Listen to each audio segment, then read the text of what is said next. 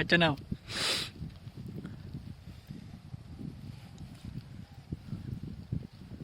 শুরু করো।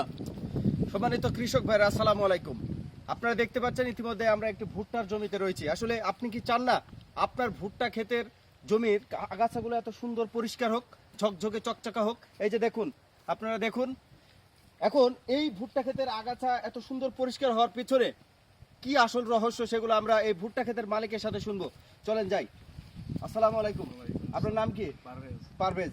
যাক, আপনার এই ভুট্টা ক্ষেতের এত সুন্দর আগাছা নাশক দিয়েছেন যাতে ভুট্টা ক্ষেতের আগাছাগুলো সব নষ্ট হয়ে গেছে। আসলে কি দিয়েছিলেন আপনি? আমি তো ডোরাস দিয়েছিলাম, ডোরাস দেওয়ার পরে এরকম পরিষ্কার হয়ে গেছে। আচ্ছা, আপনি একটু জোরে বলেন, কি দিছিলেন? আমি তো ডোরাস দিয়েছিলাম, ডোরাস দেওয়ার পরে এগুলো সব হারাই গেছে, আগাছাগুলো। আচ্ছা, ডোরাস দেওয়াতে আপনি কি সন্তুষ্ট? তাহলে ভুট্টার আগাছা যে এত সুন্দরভাবে পরিষ্কার হয়েছে, আপনি আরো কিছু চাষিকে বলবেন, অবশ্যই বলবেন তো? হ্যাঁ, অবশ্যই, অবশ্যই। যাক, আপনাকে ধন্যবাদ। পারভেজকে অনেক অনেক ধন্যবাদ, অনেক অনেক ধন্যবাদ। ভাই বলে ফেলেছি। আর গেঞ্জি দেবে একটা, নাহলে হবে না ভিডিও। চাষা